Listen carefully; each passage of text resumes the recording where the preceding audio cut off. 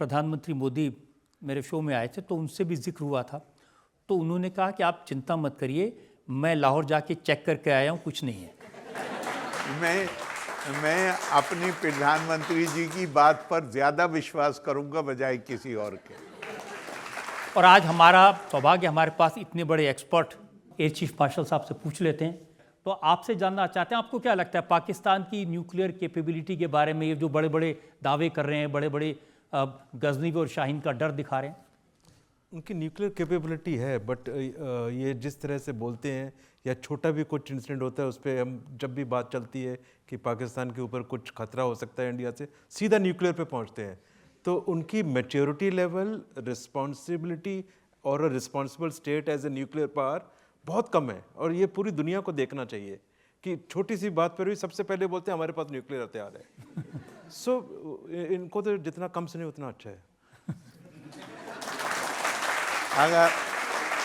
अगर आप इजाज़त दें तो एक वाक्य मैं और बोल दूं जी। कि हद ये है कि उनके जो कॉमेडी एपिसोड्स होते हैं उसमें भी और हमारे पास मतलब ऐसी सही बात कही है सम्मानीय जज साहब ने कि वो हर वक्त उनकी ज़ुबान पे एक ही चीज़ है कि हमारे पास एटम बम है। आजकल सबसे ज़्यादा तकलीफ़ है जो हिंदुस्तान ने फैसला लिया है पानी बंद करने का, और वहाँ के प्राइम मिनिस्टर ने कहा कि हमारा पानी बंद करने का मतलब है ऐलान जंग।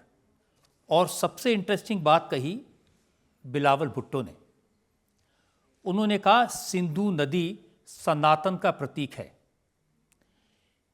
सिंध के पानी को रोकना सनातन धर्म के खिलाफ है, मोदी तो सनातन के सेवक हैं, फिर सिंधु का पानी क्यों रोक रहे हैं?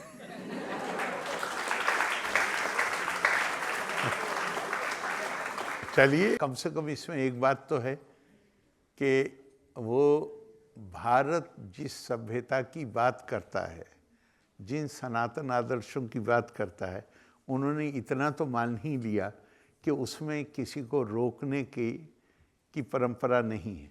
लेकिन यहाँ मैं एक बात आपसे कहता हूँ कि बेशक इसमें कोई शक नहीं कि भारत की परंपरा, आप सनातन कहिए, भारतीय परंपरा कहिए, सांस्कृतिक परंपरा कहिए, वो शांति और अहिंसा की परंपरा है, इसमें कोई शक नहीं। लेकिन अहिंसा का मतलब ये नहीं होता है कि कायरता दिखाई जाए।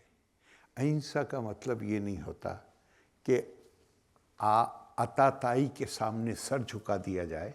अहिंसा का मतलब ये भी नहीं होता कि हम हथियारों का ये लोगों को अजीब सा लगेगा, लेकिन अहिंसा का मतलब ये भी नहीं होता कि हम हथियारों का इस्तेमाल नहीं करेंगे। अहिंसा को परिभाषित किया गया है, अहिंसा प्रतिष्ठायम तत्सन्निधे वैर त्यागा। जहाँ अहिंसा प्रतिष्ठित हो जाती है वहाँ पर किसी के लिए मन में वैर नहीं होता, दुर्भावना नहीं होती, दुश्मनी का भाव नहीं होता। और जब आप मानिए एक आदमी किसी की जान लेना चाहता है, हथियार उसके हाथ में, आप उससे लड़ जाइए और हथियार छीन लीजिए, ये अहिंसा का पालन है, ये अहिंसा के विरुद्ध नहीं है। और हमारी परंपरा में कहा गया है अग्रता चतुरो वेदो प्रश्ता सशरम धनु इदम ब्रह्मम इदम छात्रम शास्त्रादपि शस्त्रादपि। मतलब हमें कहा गया है, हमारा आवाहन किया गया है, हमारे पास हम विद्या ज्ञान से परिपूर्ण हम होने चाहिए। वो हमें सॉफ्ट पावर देती, लेकिन इसी के साथ प्रश्ता, इसी के पीछे हथियार की ताकत भी होनी चाहिए। इसी की आपकी परंपरा है, आपकी जीवन शैली है।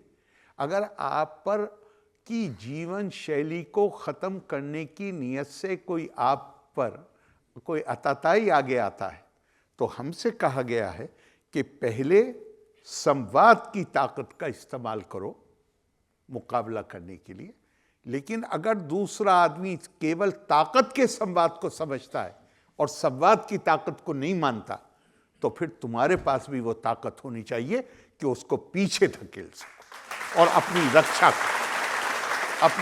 कर